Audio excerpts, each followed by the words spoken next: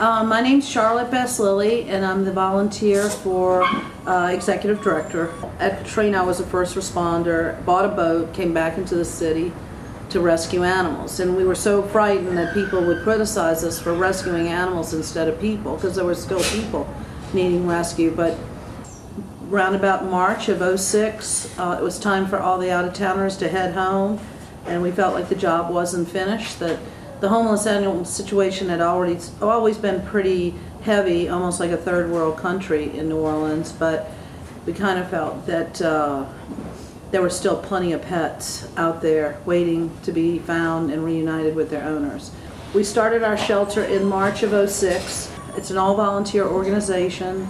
Started after Katrina by first responders from California, North Carolina, and here. We exist basically on donations from all over.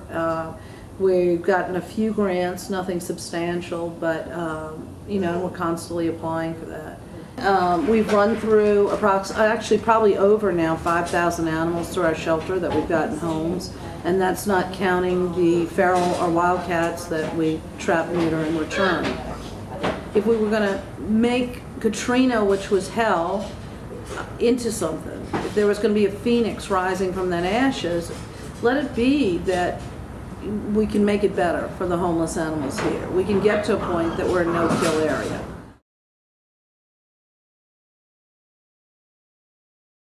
Walk in, the first thing we do is walk the dogs, time number 1 out of 3. Somebody's cleaning kennels while the dogs are being walked and exercised. They're walked in the morning and fed, at noon and fed, and then there's a night walk before they go to bed between 5:30 and 7:30.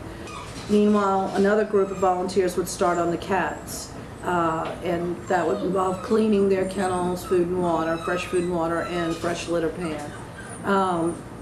In the background is somebody scrubbing and cleaning and disinfecting litter pans and dog bowls. And while that's going on, laundry's being done because the cats have hammocks, the dogs have bedding, and all that thing has to be washed on a daily basis. And then there's disinfecting floors, cleaning, sweeping, cleaning carriers. I mean, it's nonstop. I mean, it's from 9 to 9 every day, 7 days a week. I mean, I had somebody ask me the other day, oh, will you be there on Saturday? Are y'all open? And I thought, we can't skip a day with the animals, you know, so we are here. We're the only shelter open to the public every single day. You know, we really pride ourselves on keeping these animals healthy and happy. I mean, that's our #1 goal. And at the same time, keeping our volunteers healthy and happy, because without them, there would be no Arno. Arno is nothing but volunteers. I'm just head of the ant pile, but without the ants, there's nothing.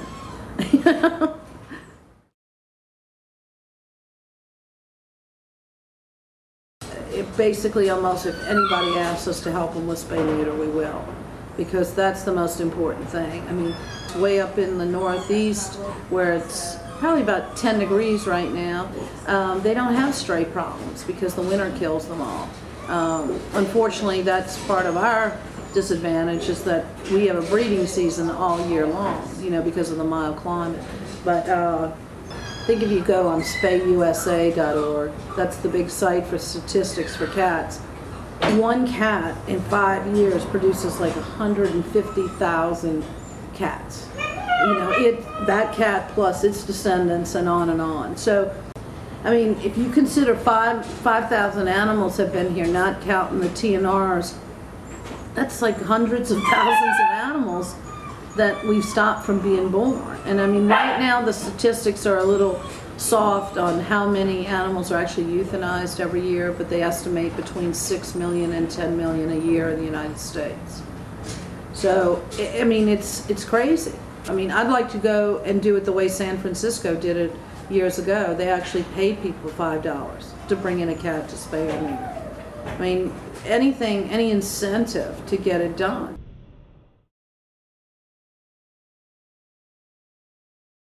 Well, Right now, actually, we're doing pretty good. I understand most of the organizations are having no cat adoptions, and we've adopted out about 100 in the last 6 months, which sounds terrible, but it's really pretty good because cats are the least adopted as compared to dogs. But obviously, kittens go faster. But we kind of promote the older cat because they're already settled. You know what their personality is going to be. They're not going to be climbing up in drapes, you know, like little kittens or something like that. So we've done real well with the caretakers getting to know each animal individually and being able to say this is their personality, you know. And it's just a good feeling. I mean, for every animal that somebody saves by adopting, that opens a cage for us to bring in another animal. And no, I mean, we are space limited. Since Gustav, we lost our ISO and back kennels, so we're kind of having to rough it on the isolation areas. But there's also animals that are going to come that you can't turn away because nobody else is going to help them, you know, especially ones in bad shape. You know, like 2 pits that had their spines exposed when they came to us. Fighters use blow torches on pits to try and make them mean if they're not mean. And if they still don't turn mean, they just throw them out with the injury and all. So we got 2 of those that we found on the street with their spine exposed. Sweetest dogs in the world.